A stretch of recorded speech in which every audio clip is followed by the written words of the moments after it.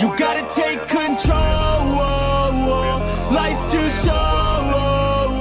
Get out of your head, make a better life instead. You gotta give it all your best. So put your hands up to the sky and live your best life, alright. Don't just let it go by, just try, oh my. Got only one life, got only this time. We gonna get it right. You gotta let go of those who don't belong in your tribe. So cut the bad out of your life. Yeah, do it one time. Hey guys, it's Jedi Joey back again with another video. So, prior to Cobra Kai Season 6, I found it imperative to rank both the original Karate Kid movies, including the one with Julie Pierce, in case she does show up, but not review the Jaden Smith one, because that's not going to come to fruition until at least the new Karate Kid movie that Sony keeps pushing. So I found that imperative to do. And so I did do that. So that video of my top 4 Karate Kid movies is coming, ranking 1 through 4 from the worst to the best, will be happening later today. But in the meantime, I also, on the journey to Season 6, I rewatched Season 1 through 5 of Cobra Kai prior to Season 6 Part 1. Now, there are a lot of people on the internet today that are already judging Season 6 by just Part 1, saying that the whole season's going to be bad. I'm not doing that, okay? I enjoyed Part 1 for what it is, and I love it, and I can't wait for Part 2. But I'm not going to put one part of only 5 episodes on my ranking list when I haven't seen how the season plays out. We need to see how the whole story comes together first.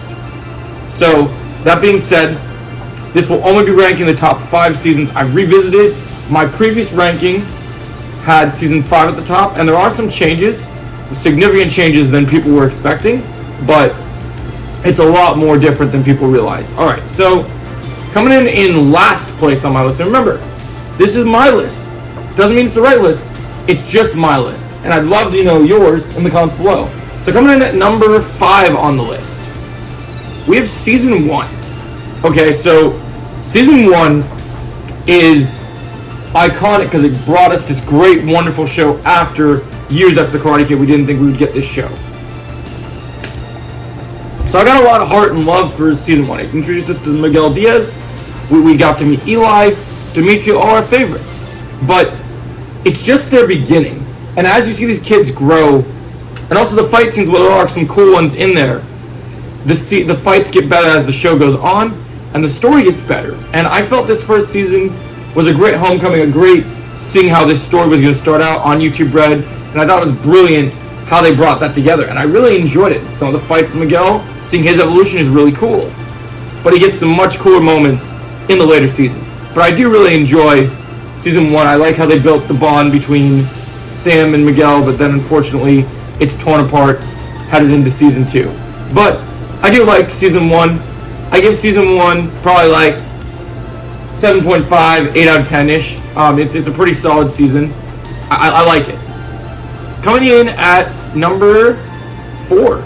This was a pretty hot take for a lot of people that I actually happen to agree with, which is my original ranking, I put Season 1 above Season 2. But I realized on this ranking, even with the Lord Farquaad here for Robbie, I love Season 2. I thought Season 2, well, it does have the melodramatic drama that we see in the previous things that we enjoy about the show. It's got great themes about family and about how all that fits together. We're introduced to Tori, who is one of my favorite characters. I love how Tori's brought into the fold. We start the Red Hulk phase of the Hawk. You know, in Season 1 we introduced Eli, then he gets the Blue Mohawk, starts dating Moon, now he got the Red.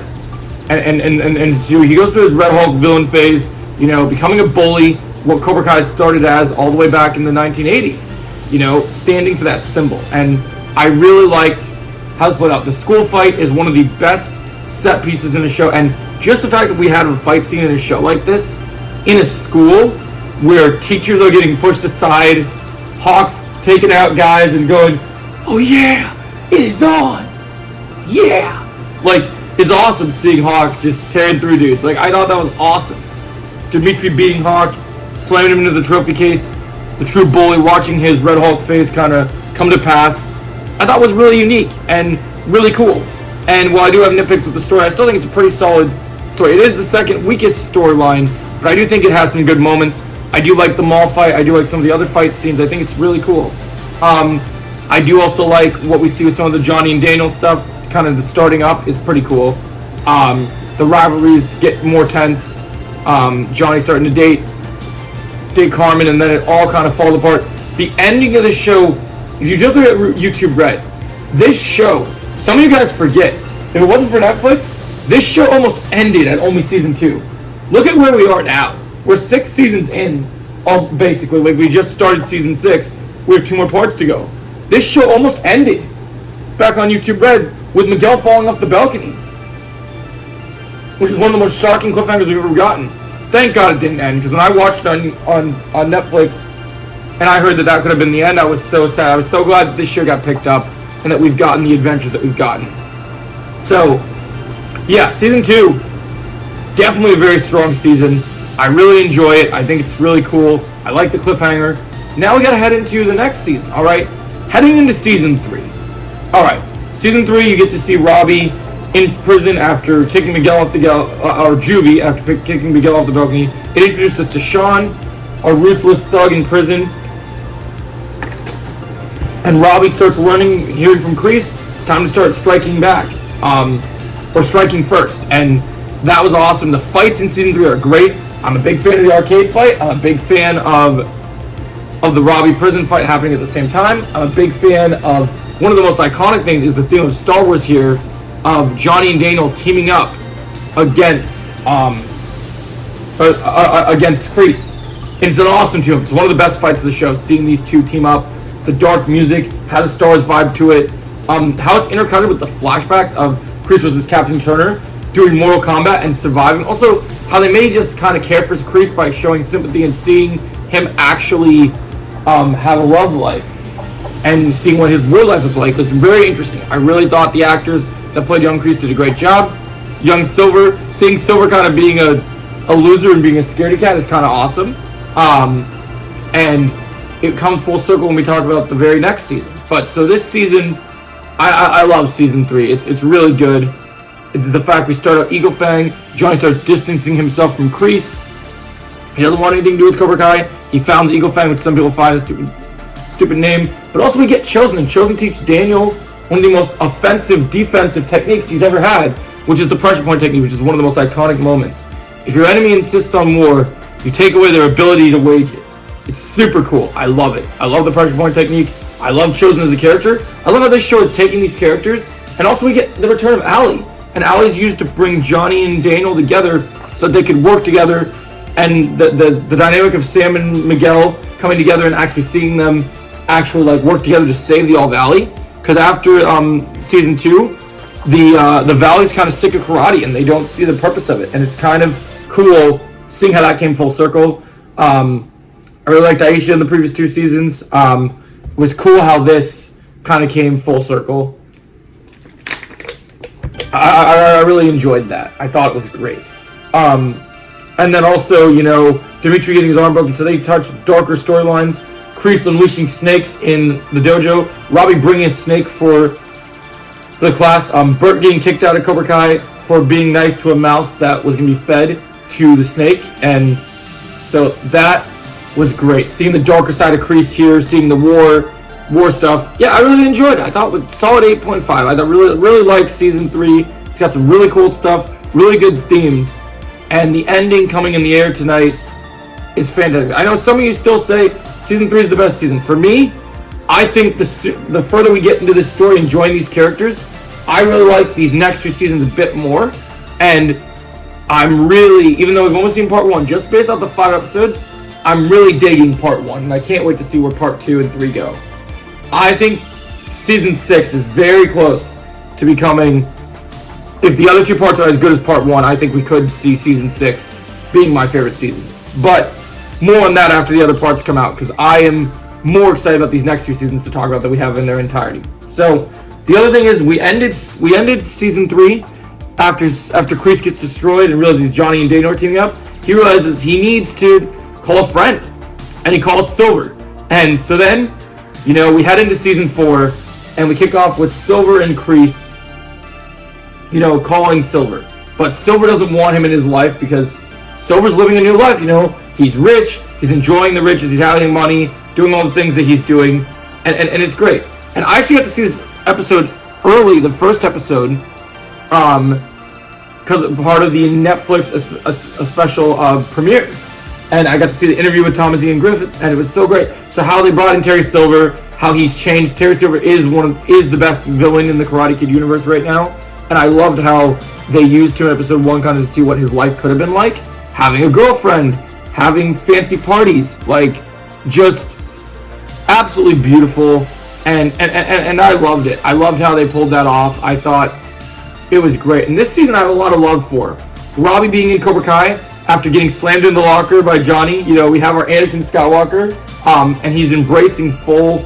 And then you even get a scene where Robbie is gonna, while Kreese is still trying to confront Silver, you see Robbie show up, and he ends up going and kicking the crap out of all our Cobras in the Cobra Kai dojo. And Tori lands 1 point, and then he says he leaves, but then Tori says stay, that they need the guidance. And Robbie actually pulls a crazy dark side move where Robbie was one of the top Miyagi-Do students. And he says, if you want to beat your enemy, you need to know your enemy. It helps to know the enemy's playbook. And so he literally teaches Cobra Kai Miyagi-Do karate, Miyagi-Do defense. So in the tournament they can just crazy. This whole season is centered around the All Valley. Just like season 1 had an All Valley, this is a bigger All Valley with rules and stakes being changed. And I really like this season. I really like how it plays out. And then Terry Silver, you know, has his own plan. You know, he starts getting his hooks into both Kenny and Robbie. We get introduced to Kenny, Sean's brother, and Robbie is meant to look after Kenny.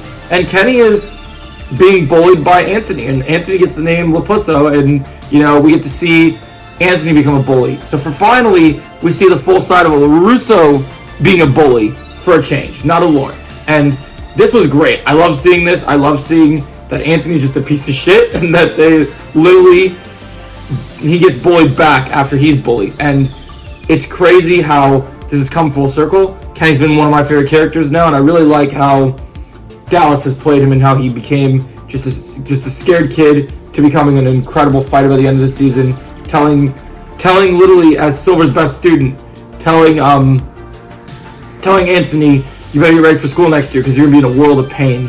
And so I really like this. I liked how the tournament played out.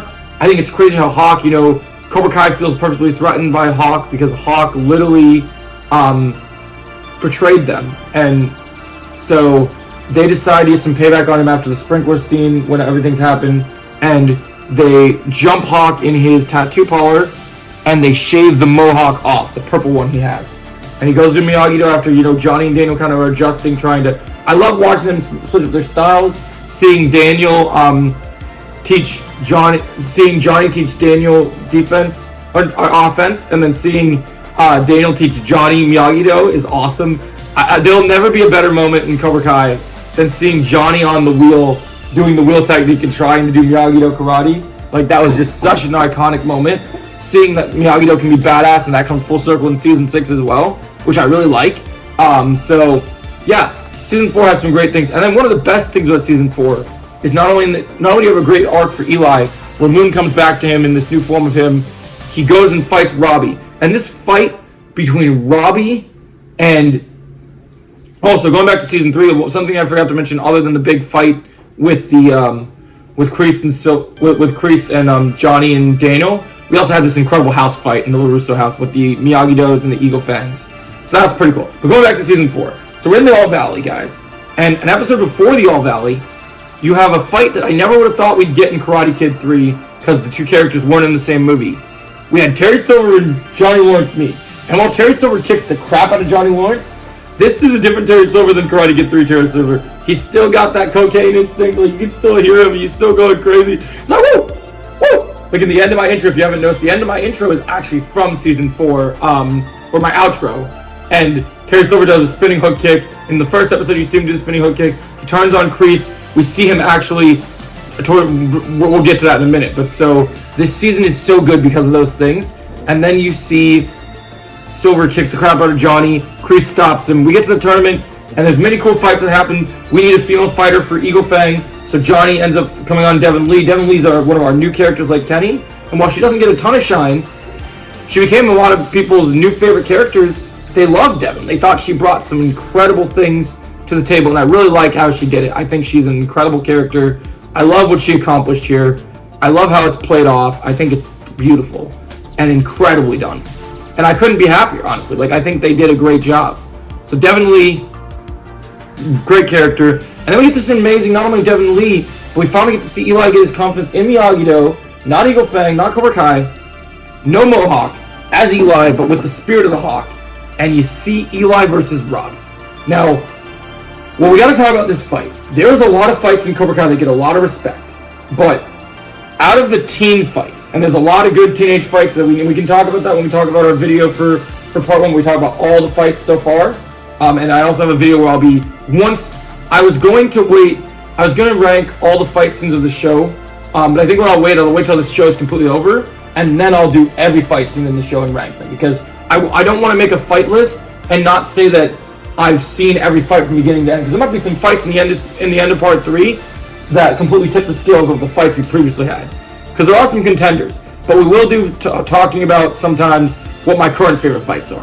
This is one of my current favorite fights, as is Johnny versus Terry Silver. But this one, what I love about it is our teams have come so far, and I need to know, even though they're on wires, you can see wires in the behind-the-scenes stuff, Tanner Buchanan and Jacob Bertrand, who play Hawk, are absolute badasses in real life. The fact that they're doing this, they're doing flips, and the All Valley, normally everyone's wearing their gis and they do cool moves to each other. This fight is the deciding factor on who is one of the male adults going to win in Cobra Kai, or is one of the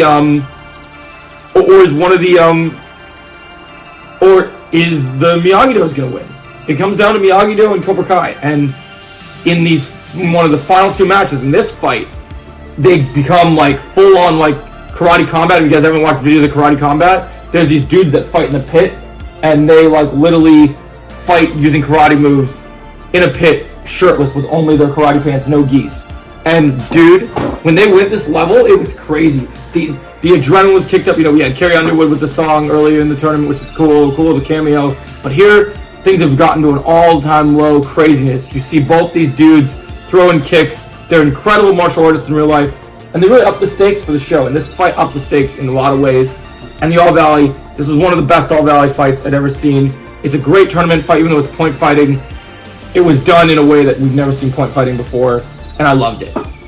Then we have the final fight between Sam and Tori, where it's very evenly balanced, great fight. Sam uses both offense and defense. We also got Sam against Piper, which is pretty cool. But this one was specifically great. And then you get to see everything kind of come into a whole new level. And as the tournament wins, thanks to cheating, even though Tori did win some points, Cobra Kai wins the tournament. So now Miyagi-Do and Eagle Fang have to shut down. But we learned that Tori walking in, collecting her trophy, she sees that Terry Silver cheated and bribed the ref, which is crazy. And then we go back to the house, and when we go back to the house, for Terry Silver's house and celebrate, Terry Silver had beaten up Stingray in an earlier episode in a crazy moment, and he had beaten him up and framed John Kreese so he could take over Cobra Kai for himself and put Kreese in prison. And the police arrest him, and he looks at Kreese. Kreese looks at Terry Silver and he says, you know, you're gonna need me. He's like, you can't do this. You know, what did you do, Terry? He's like, I am Cobra Kai. And he's like, don't worry, John. I'll dig up a few old friends while you take care of your legal issues. Terry Silver is one of the greatest characters in this show. What they did with his character from Karate Kid 3 and reinvigorated in this season, it's one of the reasons why I give season 4 my runner-up spot.